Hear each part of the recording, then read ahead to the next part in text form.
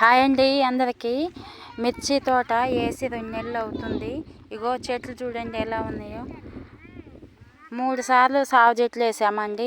వేసిన ప్రతిసారి 8,000 మొక్క చొప్పున పట్టింది. ఇగో ఇవి మొన్న వేసాము. ఇవి భూముల నుంచి బయటకు వచ్చేటట్టే లేవండి వచ్చే వర్షాలకి. ఇగో చూడండి ఊట కాలువ కూడా తీసాము. ఊట కాలువ చూడండి నీళ్ళు ఎలా పోతుందో. వర్షం లేకపోయినా ఊట పోతూనే ఉంది. ఇగో ఊట కాలువ తీసాము భూమిలో కానీ. ఇగో తోట అంచుకొని ఇలా తీసాము. చెట్లు అయితే భూముల నుంచి బయటకు వచ్చేటట్లు లేవండి.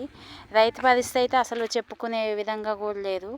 చెట్లు తోట అంటేనే ఇక అసలు ఏదో తేటకేసుకున్నట్టే ఉంది.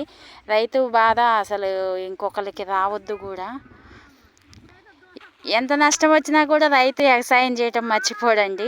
మళ్ళీ పంట వేస్తూనే ఉంటాడు, చేస్తూనే ఉంటాడు. కాకపోతే పంట వేసి 3 నెలలు అవుతుంది.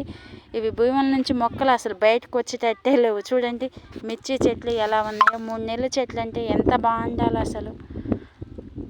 చెట్లు వేస్తున్నాం చచ్చిపోతున్నాయి, వేస్తున్నాం చచ్చిపోతున్నాయి. ఇగో ఇది చూడండి మిర్చి తోట. ఇంకోసారి తోట వేయాలంటేనే భయంగా మారింది రైతుకి. ఇగో చూడండి వ్యవసాయం అంటేనే భయమైంది. ఇల్లు ఇంకా తోట వేసుకోవాలంటే ఇంకా భయంకరంగా ఉంది. ఈ వర్షాలు ఒకటి, వానదేవుడు కూడా రైతు మీదే కక్ష పట్టినట్టు చేస్తున్నాడు బాగా. అసలు రోజు వర్షాలే. ఈ భూముల నుంచి ఈ తోట అయితే బయటకు వచ్చాయి రాదా అన్న ఆలోచనలోనే ఉన్నాము. ఇప్పటికీ 2-3 లక్షలు ఖర్చు అయ్యాయి మిరపనారకి, పెట్టుబడికి. వేసిన వాళ్ళకి, ముఠా వాళ్ళకి అందరికీ కూళ్ళు అయితే. రైతు పరిస్థితి ఇంత దారుణంగా ఉంది. వ్యవసాయం చేయాలంటే భయంగా ఉంది.